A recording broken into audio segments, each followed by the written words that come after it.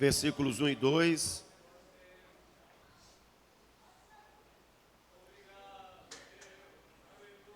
Glória a Jesus.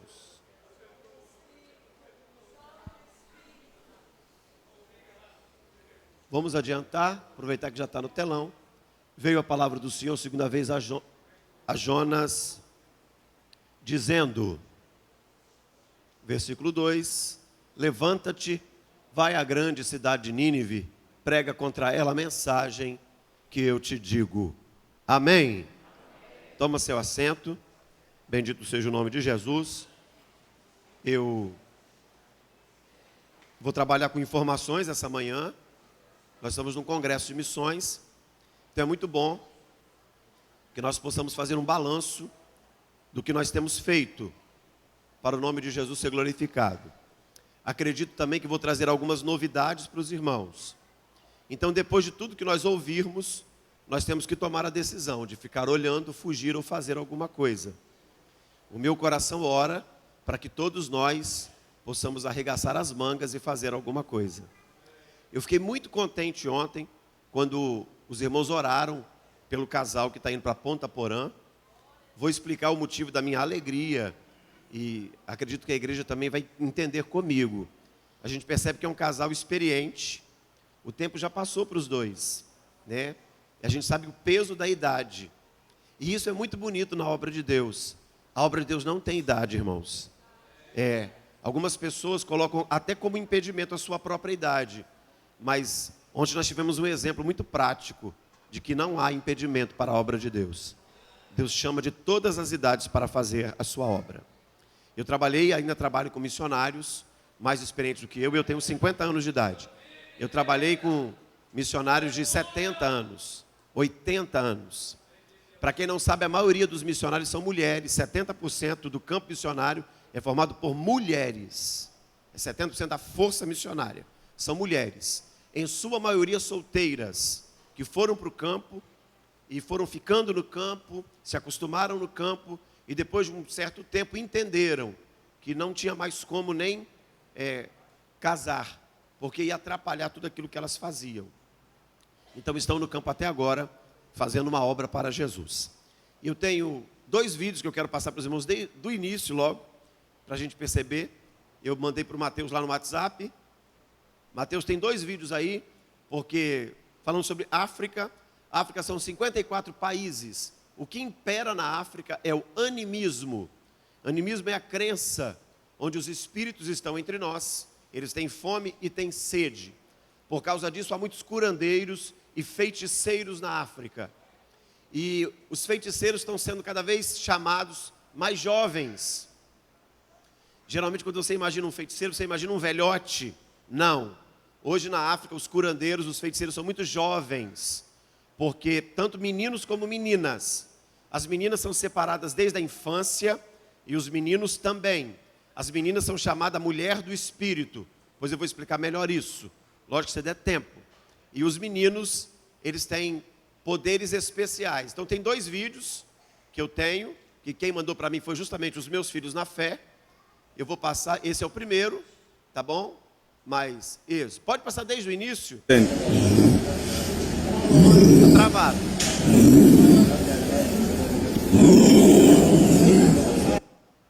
Volta, Mateus, travou, isso. Agora vai, faz a tua magia aí para sair os dentes.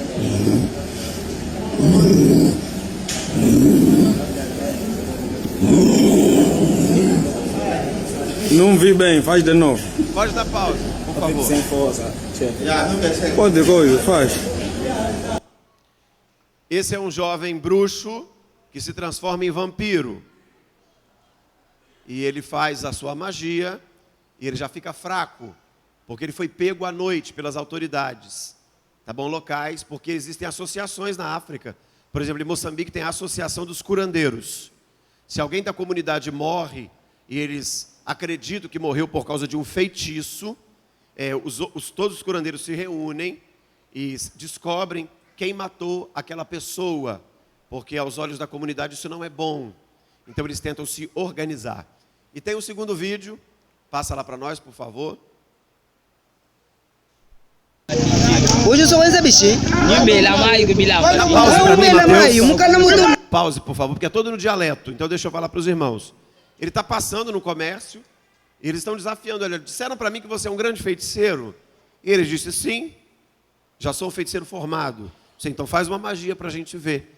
Aí ele vai fazer uma magia no meio da rua, para todo mundo conhecer o poder da sua magia. Aí solta lá para nós, Mateus.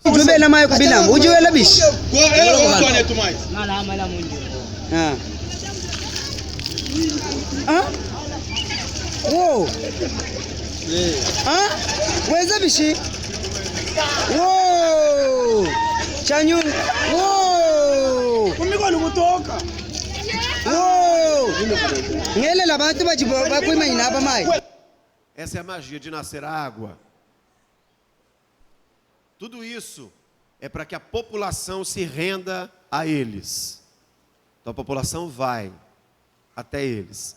Como Moçambique, 60% da sua população tem menos de 18 anos, a própria feitiçaria entendeu que é hora de investir no jovem, de cercá-los, abraçá-los e trazê-los para a feitiçaria. Mediante uma informação como essa, você tem que tomar uma decisão realmente hoje.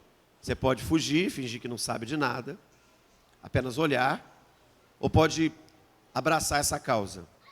Existe algo que a igreja tem, só a igreja tem. Nós temos que entender aqui nessa manhã. É lógico que nós temos vários envolvimentos. Nós temos o envolvimento social, financeiro. Só que isso o governo também tem. E você sabe disso. Nós podemos até fazer acordos, até vereadores, deputados federais, estaduais, eles podem conseguir ajuda. E nós podemos mandar para Moçambique, essa ajuda financeira. Só que existe algo que só a igreja tem, que é a oração. Você pode entender que um homem, por melhor que ele esteja dentro da sociedade, tá? O seu grau dentro da sociedade, se ele não conhece o Senhor Jesus, ele não tem poder de oração. Ele depende de alguém para orar por ele. Se você vai ser atendido por um médico, por exemplo, e você chega lá e você entende que esse médico está passando por um problema, você ora por ele. E ele, mesmo sendo médico, não consegue orar por você. Porque o seu diploma, o seu canudo, não dá a ele a autoridade espiritual que só um servo de Deus tem. Então a igreja tem que entender o seu papel. Só quem ora e é respondido por Deus é a igreja. Então a igreja ora aqui, onde nós estamos hoje. A nossa oração, ela atravessa o oceano e ela faz diferença lá do outro lado. Então a primeira coisa, o primeiro envolvimento de uma igreja é com oração. O primeiro envolvimento de uma igreja, oração. Oração séria, uma oração diária, tá bom? É uma oração que tem que ser lembrada todos os dias. Esse é o envolvimento. Como a gente vai dar bastante informações hoje, eu tenho más notícias para os irmãos, tá bom? Porque os nossos desafios são muito grandes e, infelizmente, os números estão contra nós. Essa é uma grande verdade. Os números estão contra nós. E tem um terceiro vídeo que eu passei para o Mateus, que quando o diabo escraviza uma nação, esse pode deixar sem áudio, Mateus, então pode diminuir bem o áudio. Quando o diabo escraviza uma nação, ele escraviza de todos os lados, tá bom? Moçambique, eles comem muito arroz na dieta deles, e eles compram arroz da China, do Paquistão, geralmente, mas muito arroz vem da China. E a própria população não sabe de que é feito o arroz que vem da China. E nós temos um vídeo que mostra, né, esse arroz vendido para a África, como ele é fabricado. E nós vamos ver hoje juntos. Passa para nós, por favor, Mateus. É na China, uma fábrica de arroz. Olha lá. Você percebe o que é aquilo ali, não percebe? O que é isso aí? Plástico, sacola. Aí, sacola branca, transparente. Está numa máquina que aquece. Olha lá. Sim, ó. No meu bairro vendia muito. É um saco de 60 quilos. Olha lá. Aí vira uma goma. Tá vendo? Uma goma aquecida. Tá vendo? Eles vão cortando, ó. É uma goma. Aí, ó.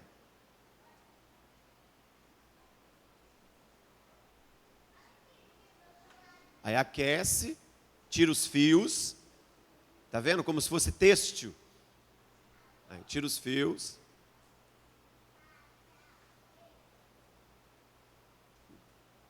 Você vai ver o processo final, que é a próxima etapa. Aí, os fios são feitos ao saco. E eles vão picando, pequenininho, e vira aparência de arroz. É plástico. O governo africano, a maioria deles, dos 54 países, tem muitos acordos comerciais com a China. E esse é o arroz que a China manda, principalmente para Moçambique. É arroz feito de plástico. Tá bom? Em Moçambique, a expectativa de vida do homem é viver até os 47 anos de idade e a mulher até os 38. Vive-se muito pouco em Moçambique. E não se sabe o porquê, mas esse, por exemplo, é um dos motivos que eles vivem muito pouco em Moçambique. Tá bom? Mateus, no pendrive agora, eu tenho um vídeo também. Esse vídeo são 4 realidades africanas que principalmente os missionários enfrentam. E eu vou trazer para vocês hoje. Eu vou trazer muita informação hoje. Eu quero que você vá para casa sem fome hoje. Quero que você vá para casa sem apetite. Coloca a tela aqui para mim, Mateus, para a gente escolher junto. Põe a tela lá. Isso. Tem um vídeo aí para nós. Realidade das crianças africanas. Aumenta a tela para mim, que eu estou vendo pouco. É um vídeo. Vamos lá. É um vídeo do YouTube. Acho que lá eu vou ver melhor, Mateus. Espera aqui. Conscientização. Violência contra crianças na África. É o último vídeo, Mateus. Isso. Preste atenção, tem um áudio. É uma reportagem que foi feita lá em Moçambique, Madagascar e também na Tanzânia. E eu vou falar para vocês essas 4 realidades. Eu trabalhei com as 4 realidades. Todos os anos, milhares de crianças Aí precisa aumentar o áudio, Mateus, por favor. Na África, costumes seculares mantidos por... Todos os anos, milhares de crianças são vítimas de atrocidades na África. Costumes seculares mantidos por algumas tribos deixam traumas e levam até a morte de meninos e meninas em várias regiões do continente. Crianças albinas são usadas em rituais de feitiçaria. Gêmeos são considerados demônios. Meninas têm uma parte dos órgãos genitais amputada em nome de uma tradição. Um drama que autoridades e organismos internacionais tentam vencer, como mostra o nosso correspondente Emerson Penha. Este rapaz que vive no Burundi, pequeno país da África Central, viu o irmão albino ser morto, esquartejado e ter as partes do corpo vendidas para feitiçaria. Relatos como esse chegam de toda parte do leste africano. Acredita-se que pedaços dos corpos de jovens albinos, pessoas que nascem sem pigmentos na pele, sejam instrumentos poderosos em rituais para trazer riqueza. Além do enorme risco de câncer de pele, sob o sol escaldante, os albinos africanos ainda têm de viver escondidos. Na Tanzânia, essa moça sobreviveu, mas teve os braços roubados. A mãe tem de ajudá-la a comer. Na ilha de Madagascar, outro costume bizarro. Em várias tribos, os pais abandonam os filhos gêmeos.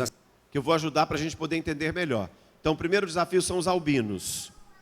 Eles acreditam que a sua pele é uma pele especial. Então, até pai e mãe, quando a criança nasce, ela é albina, o pai já vende para o feiticeiro. O feiticeiro compra a criança e esquarteja ela. Aí as pessoas vêm e compram essas partes e fazem o feitiço para obter muita riqueza. Então, os albinos, primeiro desafio. Que nascem. Os desafios. O primeiro é os albinos.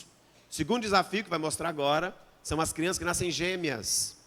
Agora, esse desafio não é só africano, ele é brasileiro também. As tribos indígenas brasileiras têm muito das tribos africanas. Então, eles acreditam que nasce 2. Um é demônio, porque um é filho de Deus e outro é filho do diabo. como são idênticos, eles não sabem quem é filho de Deus e quem é filho do diabo. Então eles matam os dois. Aqui no Brasil matam os dois. Na África, às vezes, eles abandonam na rua, mas também é aconselhado matar. Assim como uma criança, na tribo indígena brasileira, assim como uma criança nasce aleijada. Você já viu algum indígena aleijado? Por que você não viu? Eles matam. Você já viu algum indígena síndrome de Down? Por que você não viu? Matam. Porque eles têm uma crença que se nasceu aleijado é porque tem parte com o demônio. Então o pai e a mãe têm que matar no parto. Geralmente eles moram perto de algum rio, eles jogam ali dentro para morrer afogado. Só quem muda essa situação é o Evangelho. Ninguém muda essa situação, quero que você saiba disso. A FUNAI, Fundação Nacional Indígena, não muda essa situação. Aliás, eles são contra os missionários. Eu estou fazendo agora a faculdade de antropologia, que é estudar as culturas, né? Justamente para a gente poder trabalhar um pouco isso aí. Porque eles são contra os missionários e os antropólogos são contra os missionários. Para os irmãos terem uma ideia, eu faço parte de uma turma de quase 300 estudantes. Quando a gente discute entre nós, Deus não existe para os antropólogos. Quando ele existe, ele é convidado a vir e explicar os erros que ele cometeu, que é o pensamento que eles estão passando. Então nós como igreja, como eu falei, somos a única instituição que tem um poder só que Deus nos deu, que é o poder da oração. A oração vai mudar isso, irmãos, para a glória de Cristo. A oração vai levantar homens e mulheres nessa nova geração. Nós estamos indo embora já, a gente é consciente disso. Eu estou com 50 anos. Eu não vou render mais daqui em diante da mesma forma que eu já rendi no passado. Mas essa nova geração que está se levantando, Deus está chamando você aqui hoje nessa manhã. É por isso que Deus permitiu que muitos jovens estivessem aqui nessa manhã. Você não veio aqui à toa. Deus está levantando você aqui hoje. Deus está te levantando aqui hoje. Esses desafios todos aqui, ó, essas informações todas, a sua escola não ia te dar. Você veio aqui hoje para receber essas informações, para levá-las para casa, cozinhar na oração. E você vai levantar projetos para mudar essa situação aí, ó. Essa realidade vai ser mudada. Então, os gêmeos, vai lá para nós, por favor, Mateus. Porque acreditam que eles são possuídos por demônios. Aí, algumas crianças têm sorte e acabam levadas a um orfanato. Outras crescem sozinhas pelas ruas das aldeias. A maior parte morre sem água ou comida. O governo tenta combater esse flagelo. O esforço esbarra nos chefes tribais. Esse diz que ninguém deve se misturar com gêmeos ou com as famílias que os protegem. Em 27 países, metade das nações do continente, outra prática que vai mostrar agora, que é a circuncisão, principalmente a feminina. Mais de 1 milhão de meninas são cortadas todo ano na África. Tem parte do órgão genital arrancado. Os meninos fazem o processo de circuncisão, só que nos meninos é menos agressivo, que é o que a gente no Brasil chama de fimose, que é a circuncisão do prepúcio. O grande problema, e Moçambique também faz, na Beira faz, no norte, onde eu morei, faz mais. São 100 meninos geralmente para se fazer, todos com a mesma navalha. É a mesma navalha, é uma fila. As crianças não sabem por que vão para o mato, não sabem. Fala que vai para um aprendizado, são de 2 a 3 meses de aprendizado. É o momento das férias do meio do ano, de 60 a 90 dias. Então eles entram numa fila, os mais velhos falam que naquela fila eles vão receber mel. Vai para o mato, você vai comer muito mel, eles gostam de mel. Você vai comer muito mel, e não é isso. Eles vão ser circuncidados, os meninos, e as meninas também. Então tem o local onde fica só os homens, o local onde fica só as mulheres. Em Moçambique, com as tribos que eu trabalhei, algumas meninas também perdem a virgindade, porque na concepção africana, uma menina, depois que passa pela menstruação, não é mais criança, ela vira mulher. E se ela é mulher, ela tem que ser tratada como uma mulher, os meninos também. Então, depois de 1 semana, eles voltam e têm que começar a vida sexual. Só que uma menina de 11 anos, algumas menstruam muito cedo. Uma menina de 11 anos não vai começar a vida sexual com um menino de 12. Ela vai começar com um velho de 40. O que nós consideramos pedofilia, eles não consideram. Eles se escondem através de uma cultura maligna. Os meninos também voltam e passam pela puberdade. Depois que passam pela puberdade, que tem o seu primeiro orgasmo, eles são entregues também para uma velha de 30, 35 anos. E em Moçambique é velha mesmo, porque as mulheres envelhecem muito rápido, tá? Ficam fisicamente acabadas, destruídas. Então, esse processo todo, essa escravidão, é por falta de informação.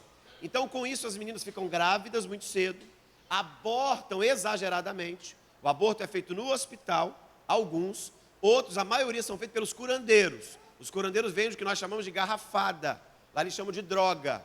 Ele vende uma droga, onde a menina toma e ela aborta. Só que algumas dessas meninas não resistem e morrem muito cedo. Por isso que se morre muito na África, tá? Por falta de informações, morre-se muito na África.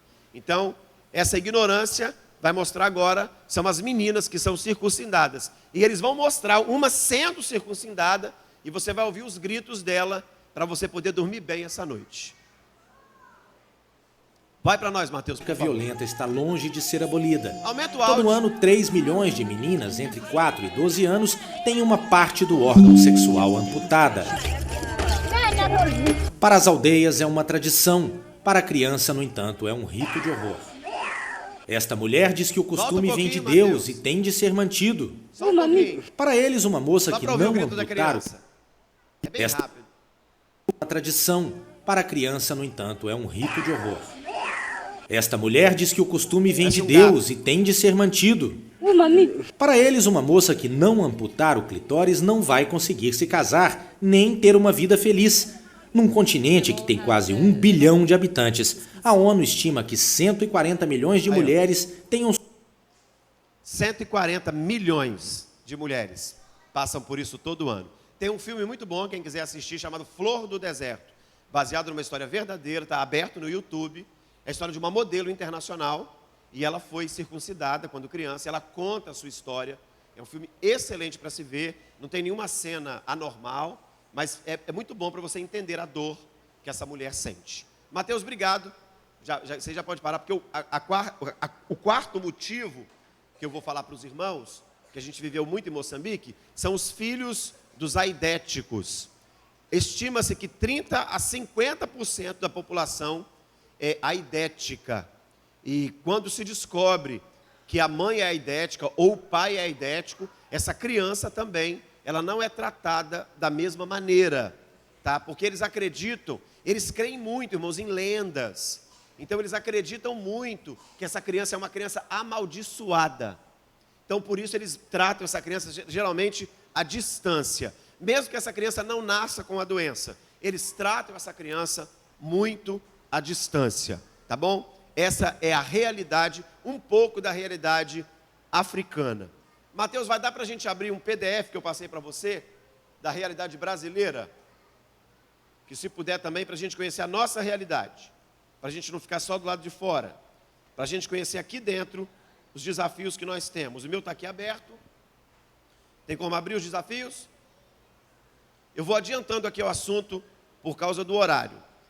Nós temos que entender que a nossa dívida, irmãos, ainda é muito grande. Infelizmente, os números estão contra nós. É uma realidade, está aqui, ó. Os menos evangelizados dentro do Brasil. Nós temos uma dívida muito alta. Então, nós temos aqui 7 segmentos, tá, socioculturais e um segmento econômico que nós temos que alcançar como igreja. Eu quero que você preste atenção nessa manhã. Vou contar para você uma historinha que tem a ver com o tema que vocês escolheram. As pessoas foram pegar um trem, primeira classe, segunda classe e terceira classe. E todas elas pagaram a sua passagem, $20, $40 e $60. Mas quando entraram, para sua surpresa, os bancos eram iguais. Então as pessoas que pagaram mais alto falaram bem assim: mas eu paguei mais caro para ir de primeira classe, mas o banco é o mesmo? E pensaram assim, talvez, como a viagem era muito longa, talvez na hora de servir a comida, vai ter diferença na comida, por isso que me cobraram uma passagem a mais. Só que quando a comida veio, perceberam que era a mesma comida para todo mundo. Então, também ficou o questionamento, como é que eu paguei a mais, tem primeira classe, segunda classe e terceira classe, mas eu sento do mesmo jeito e como do mesmo jeito? Até que depois de um tempo de viagem, o trem chegou até o sopé de uma montanha, os trilhos. E o trem, muito pesado, não teria força o suficiente para subir essa montanha. Então, alguém do microfone falou bem assim: você que comprou o seu bilhete de segunda classe, por favor, desça do trem e suba a montanha andando. Lá em cima, quando o trem chegar, você sobe novamente para continuar a sua viagem. Então a pessoa ficou aliviada e pensou bem assim: valeu a pena ter comprado de segunda classe. O de primeira classe falou bem assim: você que comprou de primeira classe, estique os seus pés, coloque a cabeça do lado de fora, veja bem a paisagem, fique à vontade, porque você vai continuar dentro do trem. Agora você que comprou de terceira classe, desça, arregace a sua calça, a sua camisa, fique do lado do vagão e empurre ele até chegar lá em cima.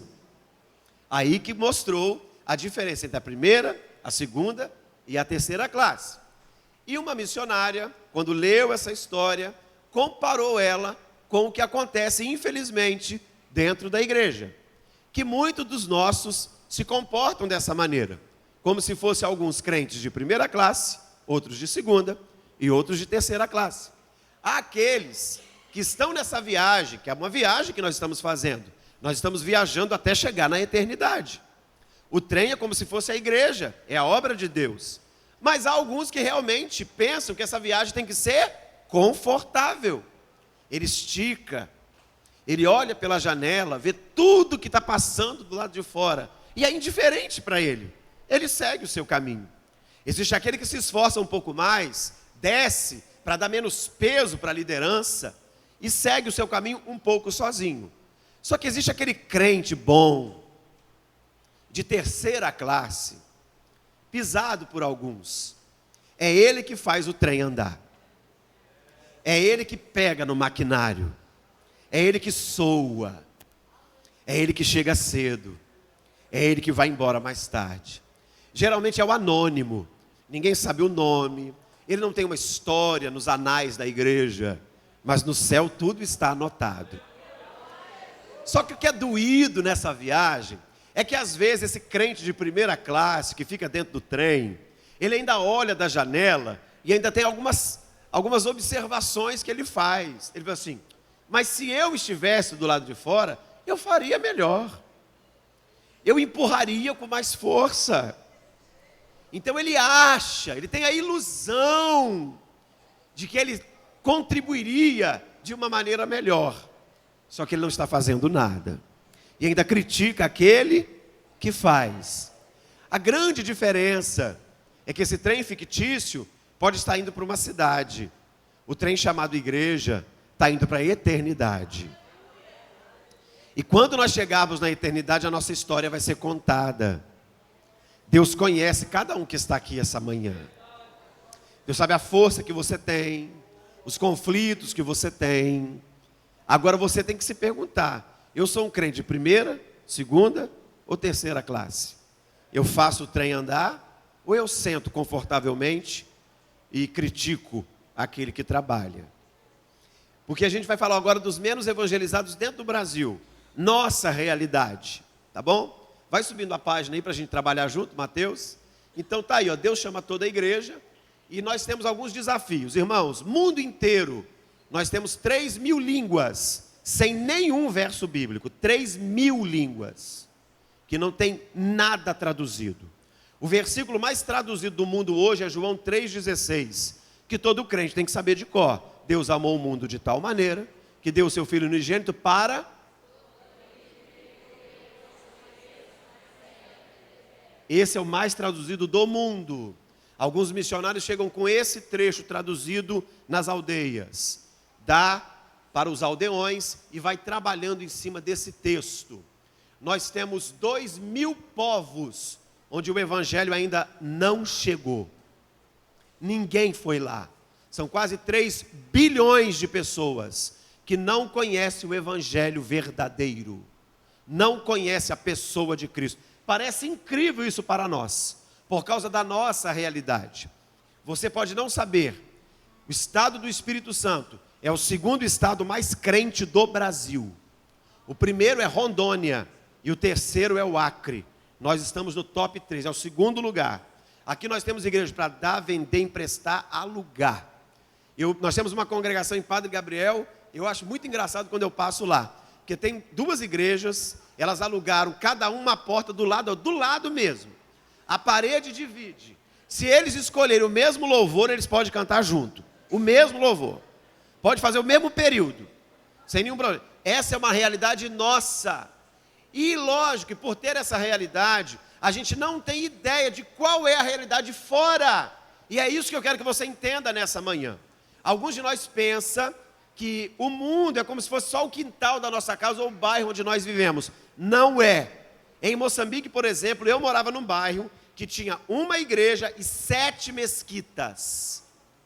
Eu era cercado por mesquitas. Eu morava a 2 casas de uma mesquita. A mesquita é a igreja do muçulmano. Eles tinham 7 mesquitas neste mesmo bairro. 90% da população muçulmana. O cristianismo é pequeno no norte de Moçambique.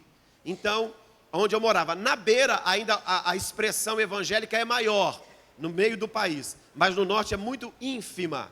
Então, nós temos aí muito ainda o que fazer. E vamos ver no Brasil, desses 7 grupos. Sobe para nós, Mateus. O primeiro grupo, nós temos os indígenas, que está aí. 117 etnias, sem presença missionária. Há um trabalho que está sendo feito em Manaus, pelo Ronaldo Lidório. Ele é aqui de Pancas, é da Presbiteriana, e como a FUNAI quase que proíbe a entrada dos missionários, qual é a ideia que Ronaldo Lidório teve? Ele traz os indígenas até ele, treina os indígenas e devolve os indígenas treinados. Então eles trabalham, como são indígenas, a FUNAI não pode impedir deles entrarem nas aldeias. Então eles vêm, são treinados e são devolvidos para a glória e para a honra do nome do Senhor Jesus. Então hoje você vai ver algum indígena cantando Tai Saguamupi, Landari Saguamuá, Lari Saguamupi, Amarrechô Samanturra, Landari Sauí Mauá, Landari Tatapiuá. Alguém me perguntou se Cristo vai voltar. A resposta foi aquela que na Bíblia escrita está: Ele voltará e para o céu nos levará. E Ronaldo Lidório conta uma história que nós assembleianos temos que ter orgulho dessa história. Lógico que um orgulho do Calvário. Ele foi fazer o mapeamento no Grande Amazonas. E ele contratou um indígena porque ele soube de 2 tribos que não tinham sido alcançadas por ninguém. Há 4 dias de viagens dentro da mata. Então ele contratou o indígena, muito experiente, e o indígena falou para ele bem assim: são 4 dias para ir e 3 dias para voltar. Ele falou: mas essa matemática não pode dar certo. Se é 4 dias para ir, tem que ser 4 dias para voltar. E o indígena falou assim: não, é porque nesses 4 dias nós vamos descobrir o caminho. Depois que nós descobrir o caminho, a gente já volta por ele. A gente vai fazer a picada. Então começou-se a caminhar. Para-se de tarde. Imagina o Ronaldo Lidório, experientíssimo, 10 anos de Moçambique, de África, em Gana. E ele tentava conversar com o indígena na mata. E o indígena falou para ele bem assim: olha, uma viagem para poder render não pode ter conversa. Então no meio do mato, sem ninguém para conversar, um dia inteiro. Parava-se, comia-se, prosseguia-se. No final da tarde, armava-se as redes, sempre no alto. E foram para suas redes. O Ronaldo Lidório não tinha experiência dentro da mata amazônica. Percebeu que o indígena, a noite toda, quase não dormia. Sempre olhava de um lado, olhava para o outro. E o Ronaldo perguntou para ele bem assim: deixa eu te perguntar uma coisa. Por que você não dorme? Ele falou assim: é porque eu tenho muito medo de onça. E essa mata é uma mata que tem muita onça. Então, o missionário, depois de ter viajado o dia inteiro, ele já não conseguia descansar direito, porque agora ele ficava espreitando por causa do barulho das onças. E tem as queixadas também. Vocês conhecem queixada? Queixada é o porco do mato, tá? Eu vou te ensinar como se livrar do porco do mato. Se você estiver no Amazonas, se for fazer missão dentro da Amazônia, você vai ser cercado pelos porcos do mato. Eles andam em bandos, né, as queixadas. Você tem que subir numa árvore e urinar. Aonde a sua urina bater, eles caem em cima e comem tudo. aí vão embora e te deixam em paz. Aí você está livre da queixada. Tamanho, tudo bem? Já entendemos isso aqui? Então vai. Então, depois de 4 dias de viagem, eles chegaram numa comunidade. E o Ronaldo Lidório conta que ficou muito emocionado, porque chegou e havia uma igreja construída e uma Assembleia de Deus.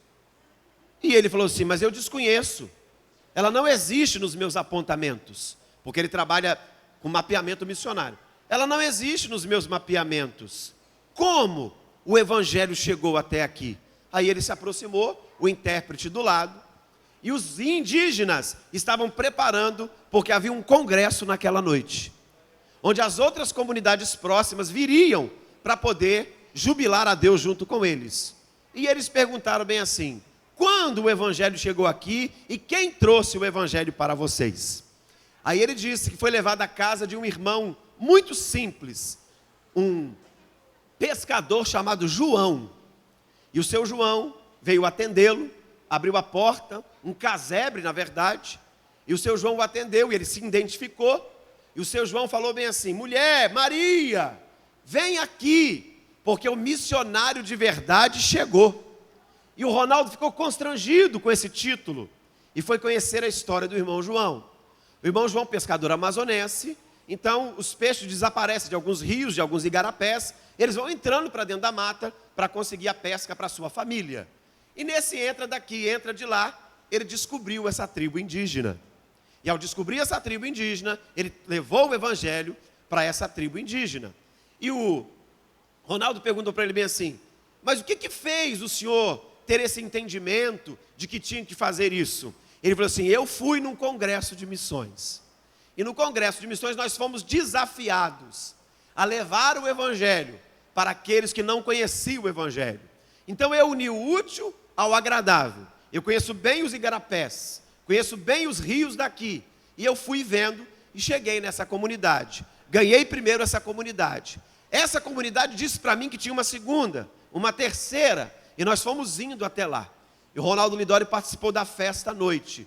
Era uma festa onde mais ou menos 600 indígenas estavam ali adorando e bendizendo o nome santo de Cristo Jesus, o Salvador.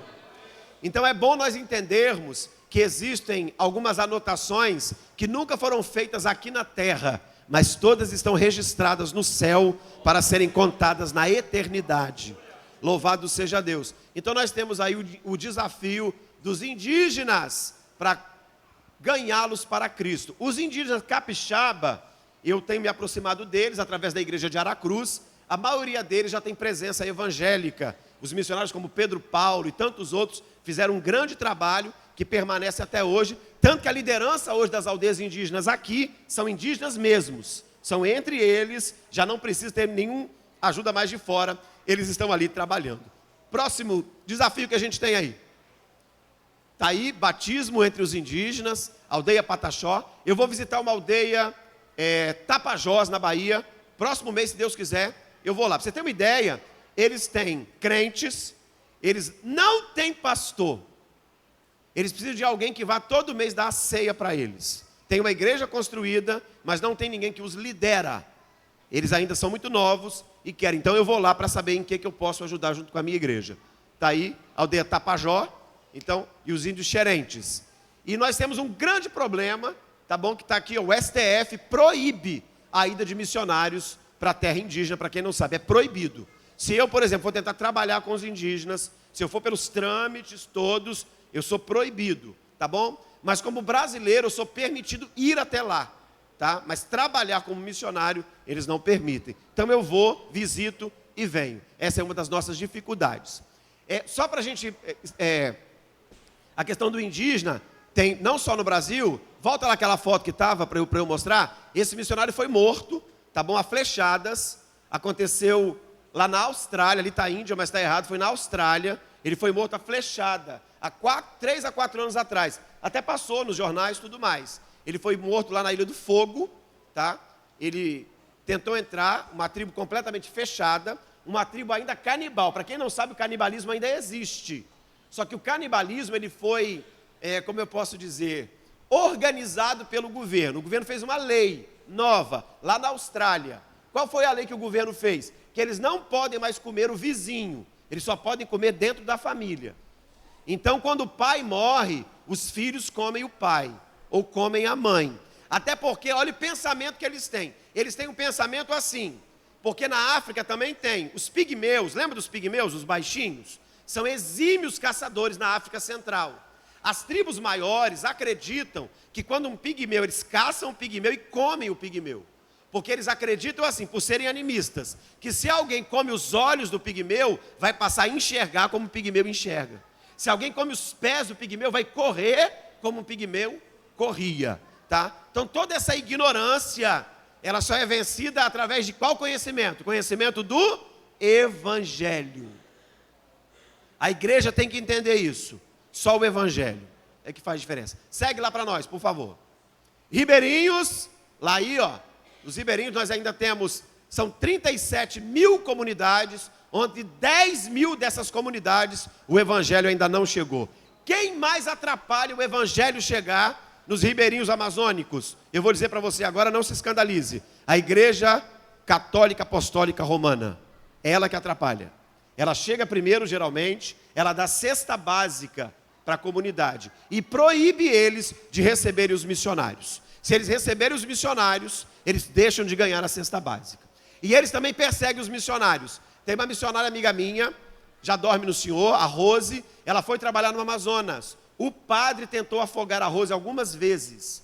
Ele descobriu que a Rose não sabia nadar. Então ele perseguia ela de canoa e tentava virar a canoa dela.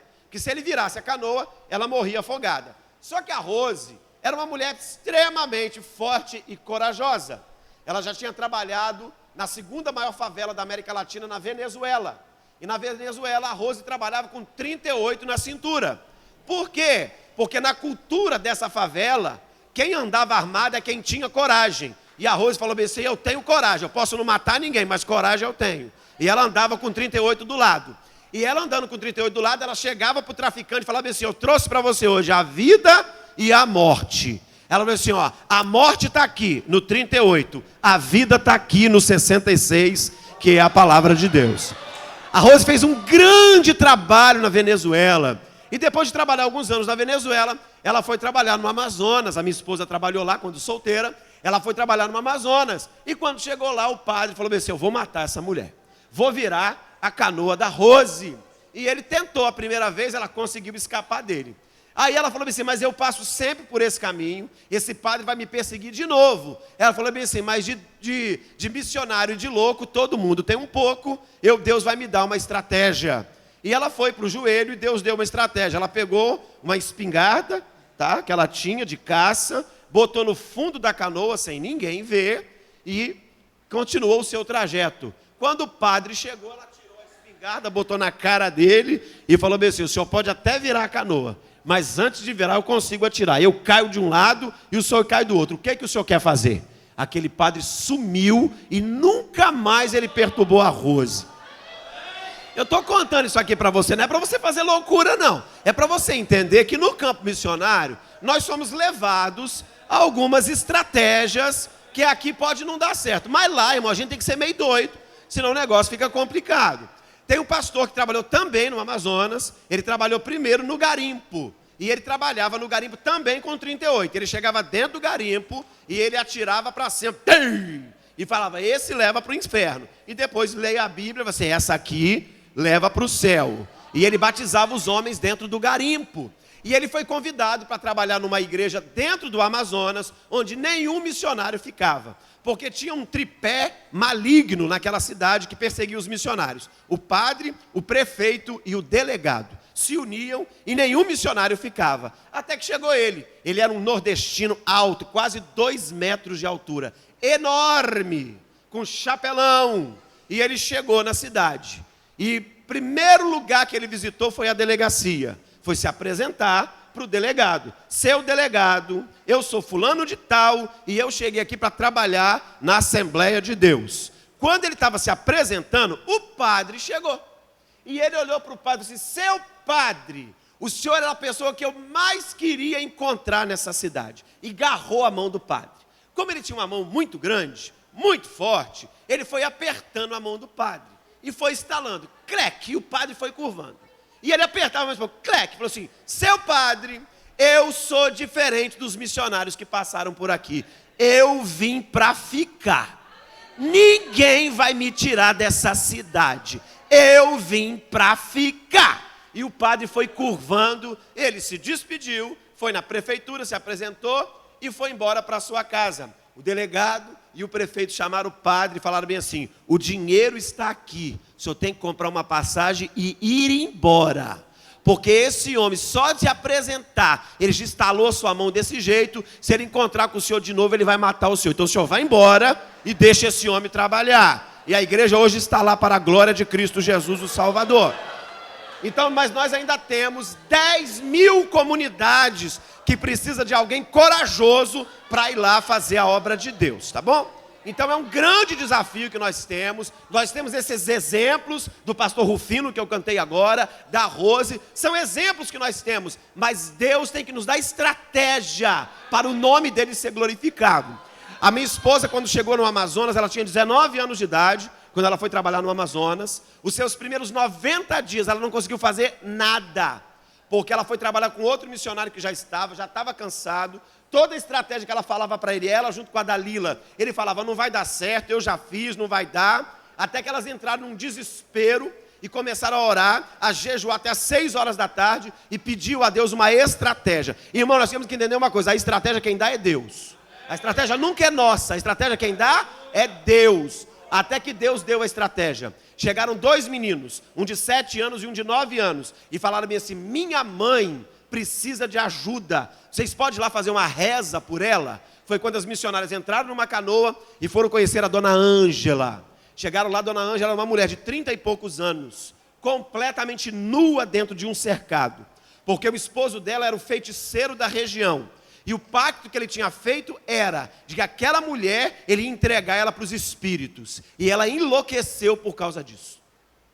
Ela desfiava a sua própria roupa, linha por linha, louca, completamente louca. E a minha esposa, junto com a Dalila, começaram a fazer a campanha de oração. Todos os dias, jejuava até 6 da tarde. Ia lá, entregava o jejum e orava pela dona Ângela. Ela começou a recobrar a consciência. Aí começaram a pregar o evangelho. E foram pregando. 40 dias depois, a dona Ângela estava liberta e tinha recebido a Jesus como Salvador. 40 dias de jejum e de oração. Alguns dias, elas iam orar 3, 4 vezes no dia. Era 40 minutos de canoa. E ia, orava. Quando voltava, os meninos chegavam, mano, mamãe está passando mal de novo. Porque ela estava, na verdade, endemoniada. Mamãe está passando mal de novo, tem que rezar de novo. Elas entravam na canoa, ia lá e orava de novo pela dona Ângela, até que Jesus completou o milagre na vida da dona Ângela. Aí elas arrumaram uma roupa para ela e falaram pro esposo assim, nós vamos levar ela no culto. Ela tem que ir no culto, a igreja tem que conhecer esse milagre. E botaram a dona Ângela dentro da canoa. E a minha esposa conta que foi inesquecível. Botou ela dentro da canoa depois de anos aprisionada. Ela estava dentro da canoa, uma missionária na ponta, missionária na outra ponta, ela no meio, bem vestida, indo para o culto. Ela batia as mãos das águas assim, jogava as águas para cima, e ela gritava no meio do Amazonas, bem assim, como é bom ser livre! Como é bom ser livre! Essa liberdade só quem dá é o evangelho, através da igreja. Como é bom ser livre! Ela jogava água para cima assim, ó. Como é bom ser livre! Chegaram no culto. A comunidade tinha medo da dona Ângela. Todos os crentes saíram para fora. Ninguém ficou na igreja. Ficou só o pastor sentado no púlpito. A dona Ângela sentada no primeiro banco, os bancos do Amazonas, todos feitos de madeira, sentada, não tem porta nem janela, é só o buraco na parede, ninguém rouba nada no interior do Amazonas, e ela ali, quieta.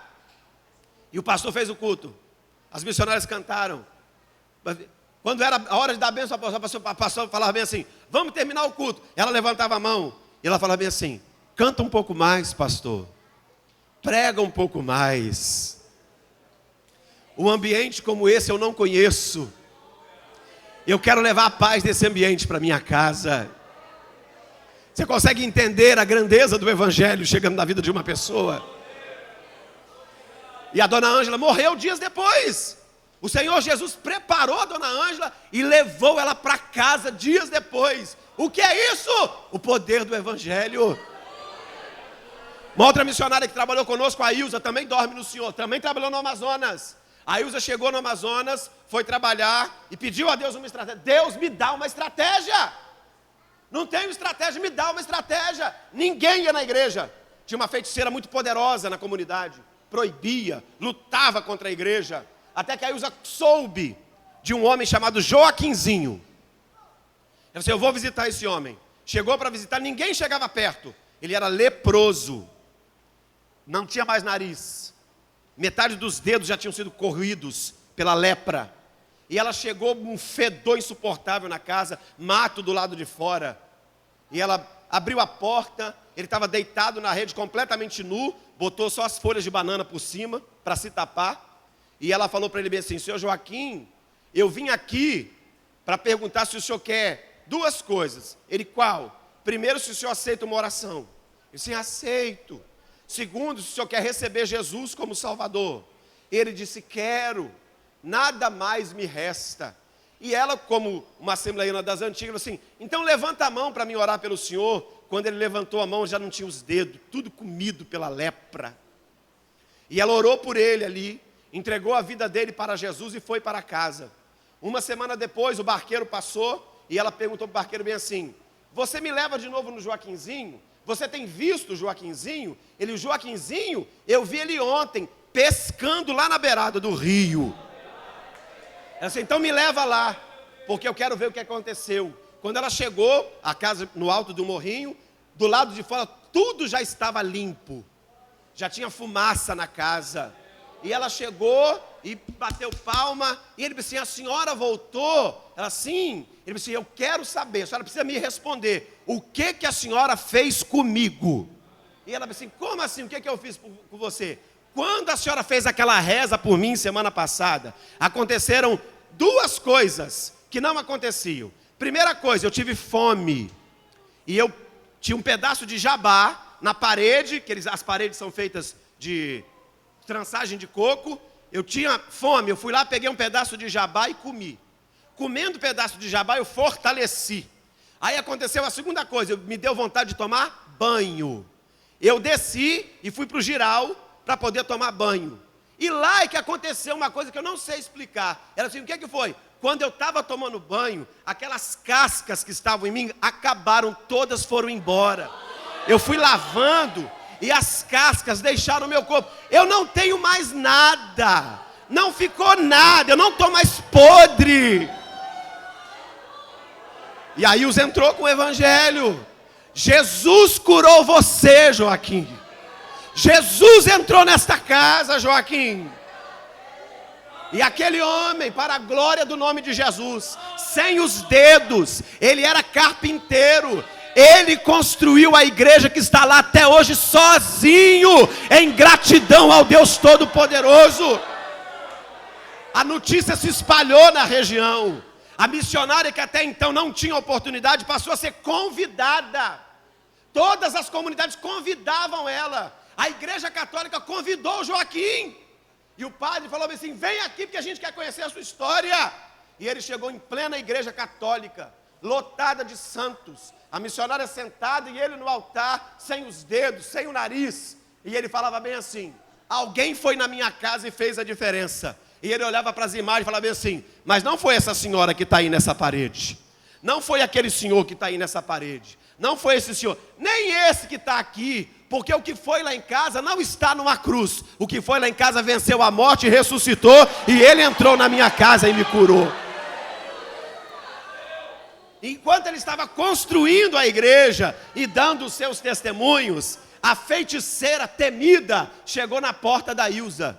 Chegou, e geralmente quando a gente chega no campo, a gente sempre chama alguém para trabalhar conosco do lugar, para nos ajudar a entender a cultura. E tinha uma menina que trabalhava com a Ilza, que era a Dica. Aí a feiticeira chegou para a Dica e falou assim, diz para a missionária que eu quero visitar ela, eu quero conversar com ela. Aí a Dica foi lá, a feiticeira está aí e quer conversar com a senhora. Aí a Ilza falou bem assim, prepara a sala, manda ela entrar, porque eu vou receber a feiticeira. Aí ela voltou e falou assim, ela vai receber a senhora. Aí a feiticeira falou assim, mas diz para ela uma coisa. Eu só vou entrar aí se ela mostrar para mim a cópia da reza que ela usou para curar o Joaquinzinho. Porque depois que esse homem foi curado, todo mundo que vai lá no meu terreiro fala para mim bem assim, a senhora precisa ter a cópia da reza que aquela missionária usou para poder curar o meu problema. E ela assim, eu preciso da cópia da reza. Aí a Ilza falou para a Dica bem assim, diz para ela que eu vou dar para ela a cópia da reza. Aí a menina, muito inocente, falou assim, mas a senhora tem a cópia da reza? Ela falou assim, eu tenho a cópia da reza, manda ela vir, eu vou dar para ela a cópia da reza hoje. E aquela mulher entrou, e a Ilza, muito simples, uma pernambucana trabalhando no Amazonas, já com quase 70 anos de idade, chegou para aquela mulher e falou para ela bem assim, aqui está a cópia da reza que a senhora precisa. Aqui está todas as rezas que a senhora precisa para entender o que aconteceu com Joaquinzinho. Para a glória do nome de Cristo Jesus, quase um ano depois, quando a igreja que foi construída pelo leproso, ela foi inaugurada, a dirigente do círculo de oração era essa ex-feiticeira, que agora é uma crente para a glória de Jesus. Os ribeirinhos. Eu estou contando isso para você, o desafio e como ele é vencido, para você entender que Jesus é o mesmo ontem, hoje será eternamente. Você está começando a entender aqui nessa manhã? Ela mantarabassubi anda nagachai, acabassuiando de comanagassubia. Jesus é o mesmo. Sem essa estratégia, não dá para vencer no Amazonas.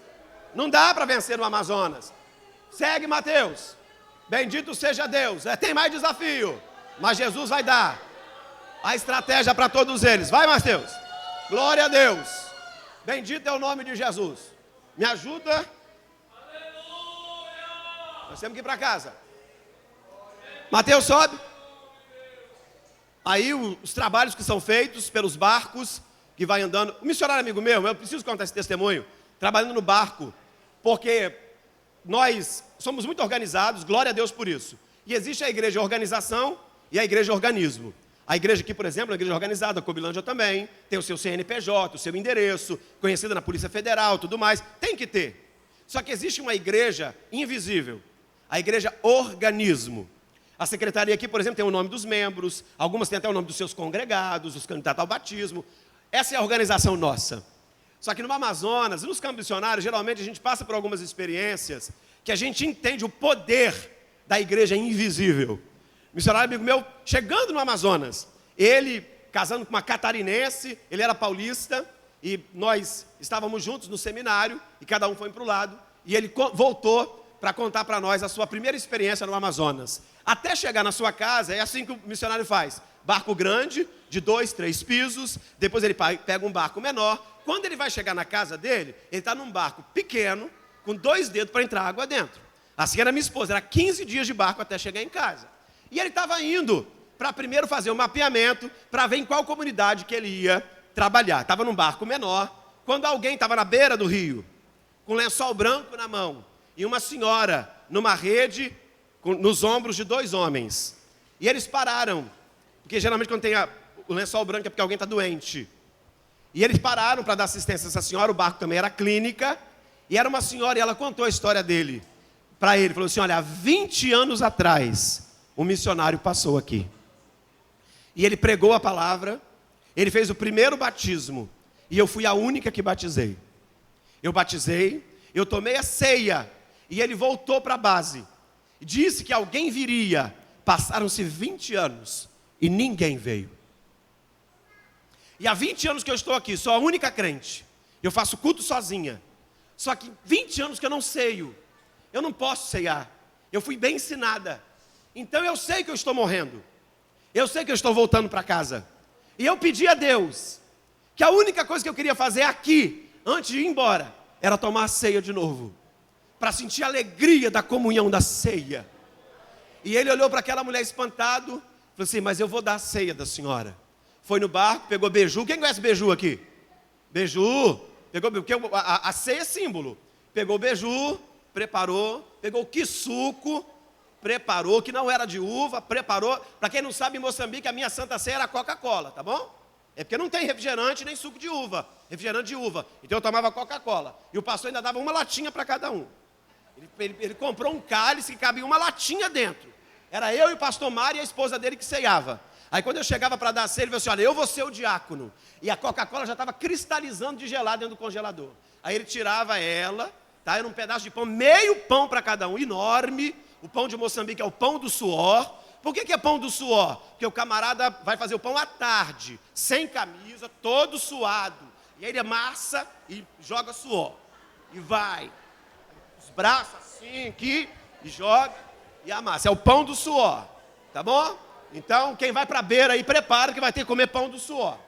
Então a gente comia o pão do suor. Aí o pastor Mário passava, o Caio falava bem assim, ó, em memória do Senhor Jesus Cristo. E não pode voltar nenhuma gota para dentro desse copo. E nós tomava tudo. 40 graus na sombra de calor e nós ali.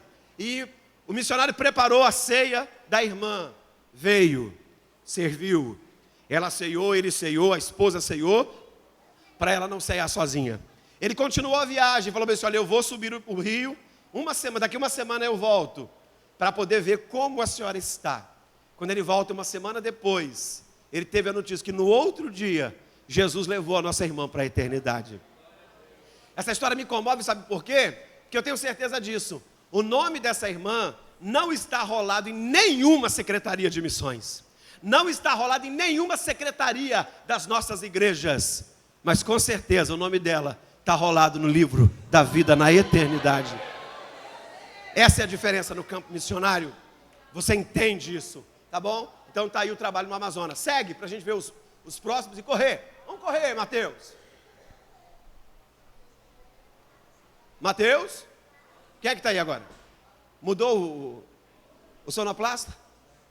Isso. Os ciganos, nós temos aí os ciganos, principalmente a etnia Kanó, que são 600 mil ciganos, para quem não sabe. Teve uma novela na Globo chamada Explode Coração. Ela foi patrocinada por uma cigana riquíssima de São Paulo, da etnia Kanó. E tem uma notícia boa, essa cigana, mesmo depois dessa novela, do patrocínio e tudo mais, ela se tornou crente em Jesus.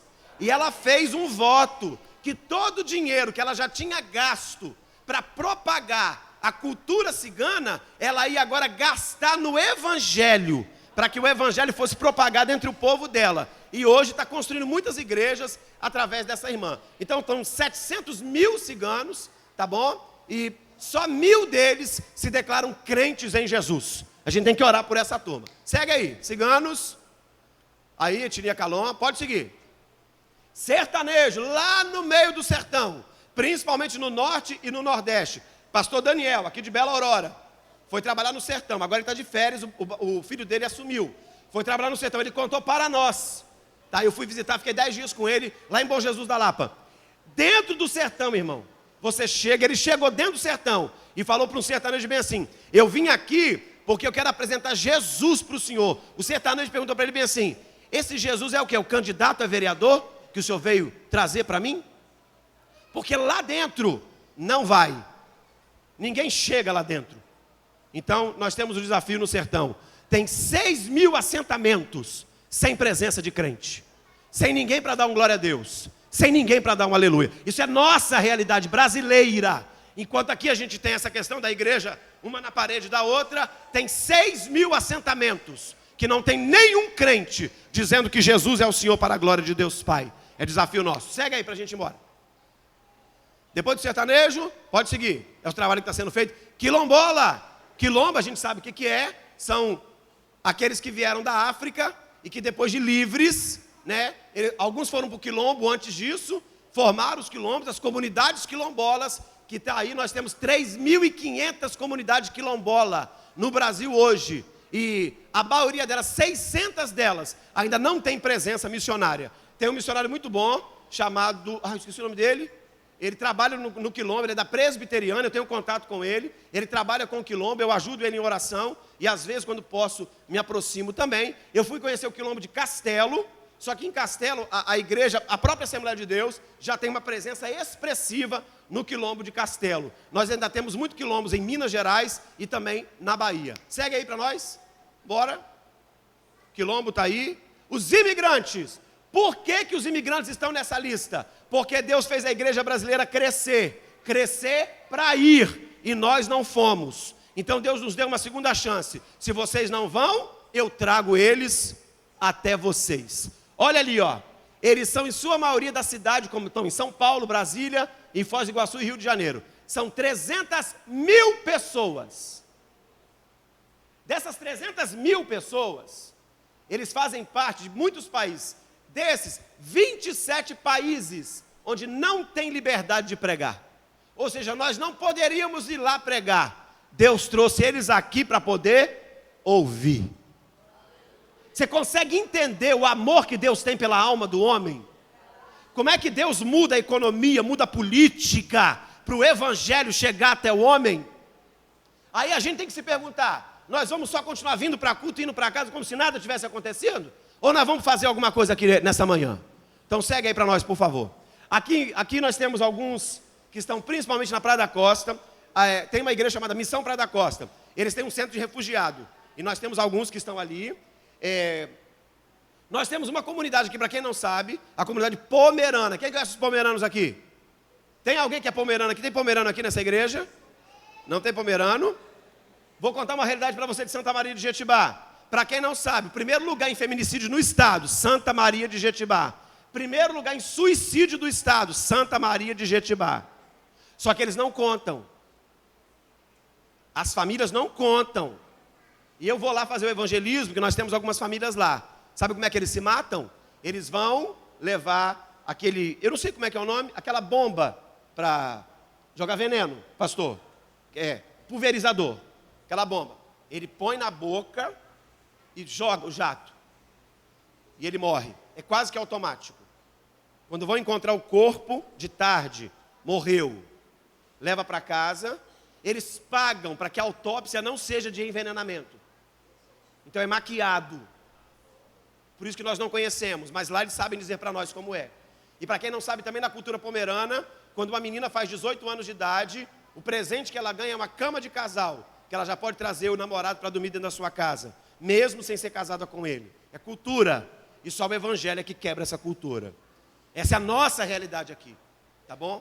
Enquanto nós estamos aqui nos centros urbanos, à nossa volta está acontecendo isso. Tem um lugar chamado Biririca. Quem conhece Biririca? Biririca, até algum tempo atrás, não tinha presença evangélica. Eu não sei como é que está hoje. Não tinha nenhuma igreja evangélica. Biririca. Aqui, pastor. Nenhuma. Só a católica. E abre uma vez no mês. Nenhuma presença. A culpa é de quem? Conta para mim. Nossa! Tem uma bleia lá? É porque quem é o responsável lá em cima é o pastor Edson de Alvorada. A culpa é nossa. Nossa! A culpa é nossa. Não é ele mais não? É porque ele era o responsável lá. A culpa é nossa. Eu conheci uma comunidade, Nova Venécia, pastor Joabe de Jacaraípe.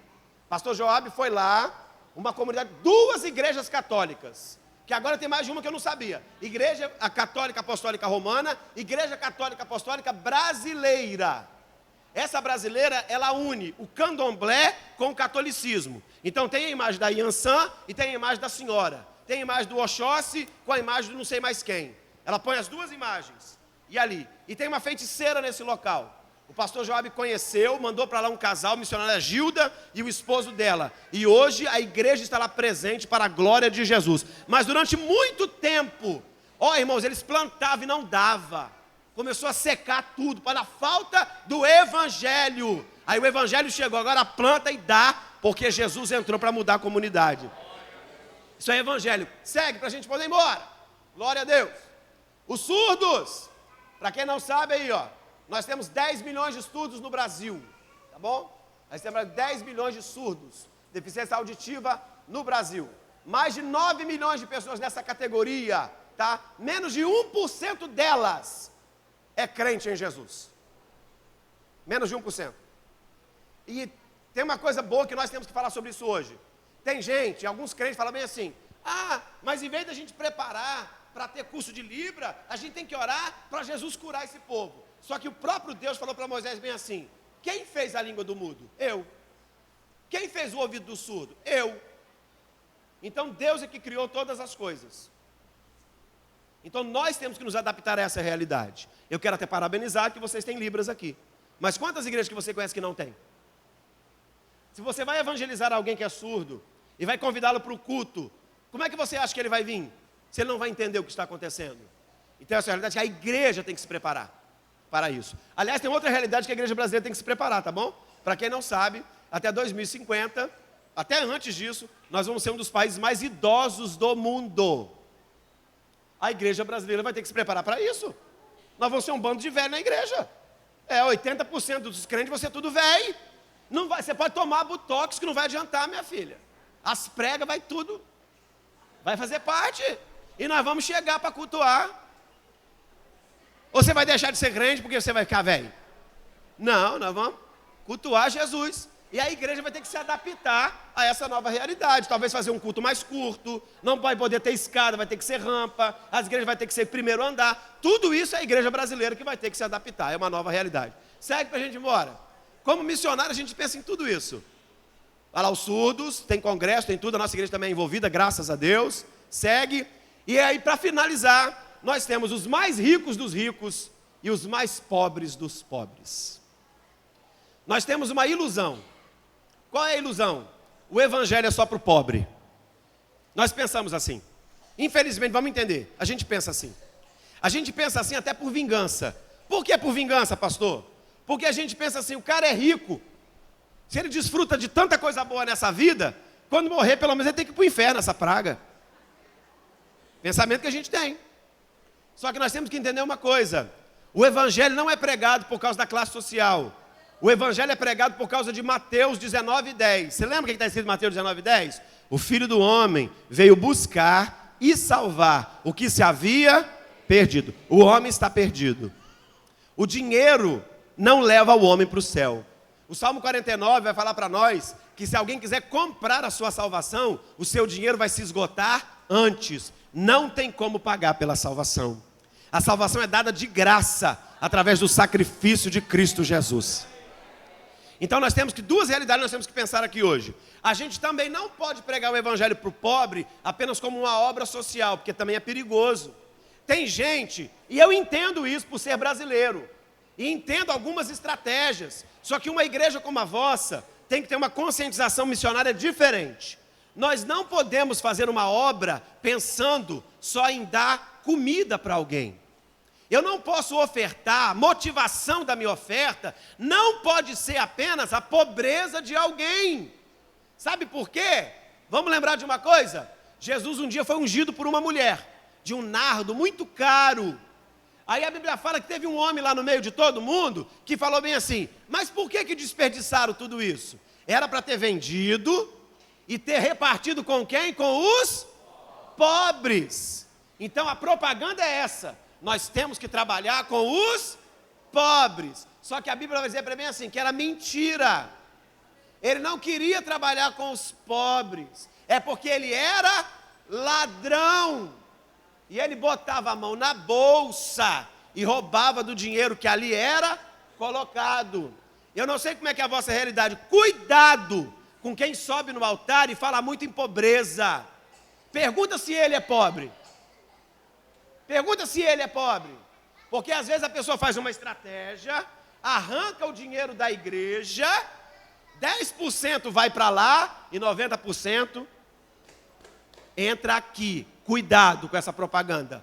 Nós temos que ofertar sim, e tem que ofertar bem, mas porque a alma está indo para o inferno, e através da minha oferta, a estratégia é criada para ela conhecer o evangelho, para ela se render ao evangelho. Por exemplo, se alguém chegar aqui hoje e falar bem assim, ó, Deus me chamou para os Estados Unidos, a maioria de nós descrê. Por que a gente descrê? Porque os Estados Unidos é um país economicamente forte. Só que o americano sem Jesus, ele morre e vai para onde? Para o inferno. O sueco morre sem Jesus, vai para onde? Inferno. Então nós não podemos fazer a obra de Deus pensando na questão econômica. A gente tem que lembrar que a pessoa tem uma alma e que a sua alma precisa da salvação em Jesus. Uma das últimas pessoas que eu trabalhei em Moçambique, um moçambicano rico. Quer saber o salário dele? Entre 60 a 80 mil dólares. Multiplica aí. Por semana, não era por mês. Ele é dono, é ainda dono de um cassino. Hoje já são 3 cassinos. Quando ele me conheceu, completamente destruído emocionalmente. Muito dinheiro e nenhuma paz. Casa bonita, carro bonito, nenhuma paz. Porque sem Jesus, meu filho, pode tomar banho em piscina de ouro. Não dá. Até que uma das últimas vezes que Deus se manifestou para que ele recebesse Jesus como Salvador, como é que foi? Ele estava no cassino e tinha um indiano que ia lá e toda noite ganhava 20 mil dólares. Ganhava, arrancava das mesas, 20 mil dólares. Então estava dando muito prejuízo para o cassino. E ele olhou, cassino no 2º andar, ele olhou da sua janela da gerência e viu no pátio do cassino, quando esse indiano chegou, e o feiticeiro do indiano ficou do lado de fora. O indiano subiu e o feiticeiro ficou. Geralmente os feiticeiros andam sem camisa, com colares, mãos para cima e uma capa vermelha. Enquanto ele subiu para jogar, o feiticeiro ficou embaixo, clamando o poder maligno para que ele pudesse vencer. E como esse menino, na época um jovem, estava sendo evangelizado, ele ligou para mim, era 1h30 da madrugada, cassino aberto, falou assim: pastor, eu posso buscar o senhor, preciso de ajuda. Eu falei assim: pode, pensei que era uma coisa particular. Assim, pode, o que está acontecendo? Eu falei assim: não, no caminho eu explico. E eu entrei dentro do carro, uma Hilux, que no Brasil não tem, de 9 lugares, belíssima, autona. Entrei no carro, ele grandão e eu pequenininho perto dele, e ele foi me explicando. Ele disse: é porque o xarife, o indiano que vai lá, que eu falei para o senhor que me perturba, que ganha 20 mil dólares toda noite, eu descobri por que ele ganha 20 mil dólares. Eu falei: por quê? É sorte. Ele falou: não, pastor, ele está levando o feiticeiro dele, e está lá no pátio o feiticeiro, está lá em pé, mão para cima, pedindo os espíritos da sorte para poder entrar com ele. É por isso que ele está arrancando o meu dinheiro. Eu falei: tá, tudo bem. Qual é o pensamento que tem na sua cabeça? Pastor, eu pensei da seguinte maneira: se o xarife tem feiticeiro, eu tenho pastor. Se ele levou o feiticeiro dele, eu vim pegar o meu pastor e vou levar lá para essa guerra. E eu falei para o menino, falei bem assim: olha, vamos entender uma coisa aqui, vou te explicar essa situação. Que eu já tinha falado para ele claramente sobre essa questão da sorte, jogatina. Falei: olha, se Deus quiser te dar essa experiência, vai ser para você entender o poder que tem o Senhor Jesus. Mas Ele não é obrigado a fazer nada. Não é obrigado, falei. Porque esse negócio aí, Deus um dia vai libertar você disso. Mas Ele não é obrigado a fazer nada. Então, eu vou fazer uma oração simples, vou voltar para minha casa. Se Deus fizer alguma coisa, fez. Se não fez, eu estou tranquilo e estou voltando para casa. Ele: combinado, pastor. Falei: ok, então vamos. Paramos no pátio, um pouco afastado. E eu fechei o olho. Ele disse: o senhor vai fechar o olho? Eu falei: sim, eu vou ter que orar. Eu vou fechar o olho. Reverência. Deus está aqui. Ele: não, pastor, mas eu não consigo. Eu falei: então não fecha, mas eu vou fechar. E o Beto, o nome dele Beto, quase não me deixou orar. E eu comecei a orar uma oração simples. E eu falava: Senhor, nós estamos aqui na tua presença. Esse homem precisa de uma experiência. Aí ele começou: pastor. Eu disse: Beto, me deixa orar. Pastor, o senhor mal começou a orar, a mão dele já abaixou. Ele abaixou as mãos quando eu comecei a orar. E eu continuei orando. E ele me sacudiu: pastor, o que foi? Ele não só abaixou as mãos, ele já se curvou agora. Ele ajoelhou. Disse: então vamos continuar orando. E uma oração simples, porque o evangelho é simples. Quando nós terminamos a oração de 1,5 minuto para 2 minutos, o homem estava deitado no chão. E o xarife desceu as escadas, rapidamente, quase que pegou ele no colo, botou no carro e foi embora. Dias depois, esse menino, esse jovem, levantou as suas mãos e recebeu Jesus como Salvador. Até hoje ele é crente. Ainda não consegue ser um bom crente, porque eu não consegui deixar ninguém para dar uma assistência mais próxima a ele. Hoje ele mora na capital, no Maputo, amigo, conversamos pelas redes sociais. O que é que eu quero dizer para você? O rico precisa conhecer o poder do evangelho. Por que Deus distribuiu os crentes nas profissões? Por que tem crente que é porteiro de prédio de rico? E tem gente que fica indignado. Veja isso como uma oportunidade. Deus te colocou num lugar estratégico. Se você não tivesse ali, essa pessoa não teria acesso ao Evangelho. É o seu bom dia que vai fazer a diferença. Por que tem faxineira crente na casa de mulher rica? Porque você vai faxinando e pregando o Evangelho. E Jesus vai faxinando o coração dela. Vamos entender as estratégias que Deus está nos dando para pregar o seu Evangelho. Deus nos chamou para isso. Quem consegue entender isso nessa manhã? Vamos orar, vamos agradecer a Deus. Bendito é o nome do Senhor Jesus. Glória a Deus. Glória a Deus. Glória a Deus. Glória a Deus. Eu quero que você ore comigo, com muita liberdade. Nós vamos orar cantando. Bendito seja Deus. A pessoa que está do seu lado, nós vamos cantar junto, um para o outro. Eu gosto muito desse louvor e eu tenho certeza que Deus vai usar você rapidamente nessa oração através do louvor. Vamos junto? Apesar das feridas e apesar das decepções, eu te chamei, eu te chamei. É Deus falando para você. Apesar do passado e apesar das desilusões, eu te chamei, eu te chamei. Deixa eu te usar. É isso que Deus quer fazer.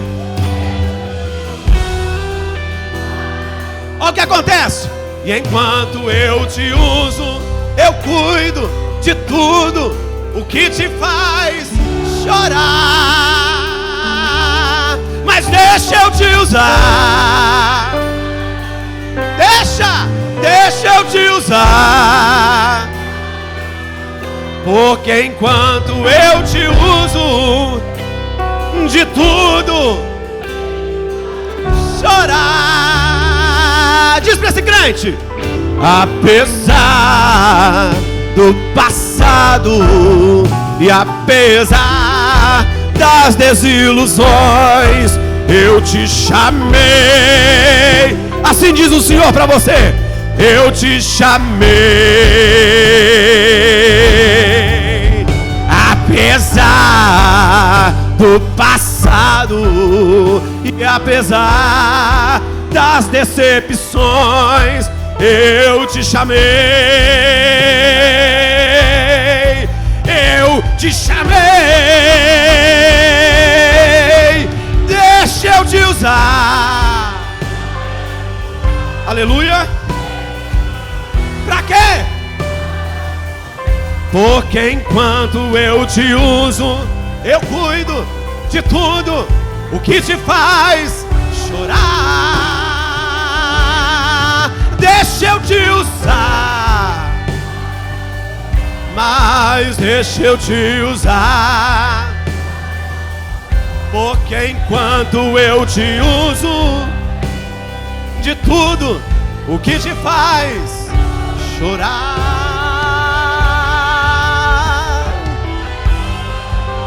Aleluia. Bendito seja Deus. Calamantaravassuia, Nagashai, Cavassuiando de Comanagahai. Deus está dizendo para você: espírito de temor, onde eu te mandar e onde eu te colocar, e eu te encherei,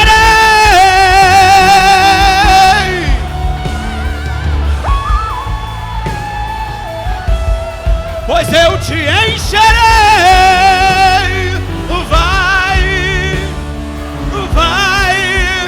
Vai em paz, deixa eu te usar.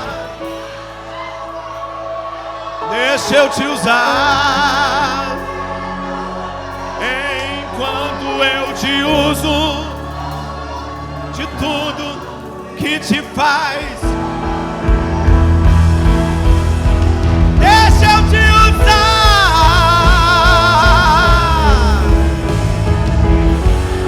É isso que Deus quer fazer. Enquanto eu te uso, eu cuido de tudo o que te faz chorar. Alguém é uma manhã missionária. Alguém que está entendendo que tem um chamado aqui nessa manhã, que no meio disso tudo aqui você entende que o que está acontecendo no seu coração é diferente de tudo que já aconteceu. O ardor que você sente é outro. Se você está assim, eu quero que você venha à frente. Você consegue entender que dentro de você tem um sentimento complicado, que você não sabe explicar. É Deus convidando você para um envolvimento mais profundo na obra missionária. Independente da idade, classe social, cor da pele, Deus chama para a obra missionária. Nós temos aqui uma irmã. Não temos mais ninguém. A obra missionária não tem idade. Eu contei aqui para vocês experiência de pessoas com idade mais avançada. A obra missionária, irmãos, tem uma coisa bonita na obra missionária. De noite, se der tempo, eu vou falar sobre isso. Sobre algumas mentiras que estão se contando sobre a obra missionária. Nessa manhã eu vou ter a liberdade de falar. Tem uma mentira que estão contando, é que o missionário é um ser de terceira classe. É quase que mendigonário. Que o pastor seleciona para a missão aquele obreiro que dá muito trabalho.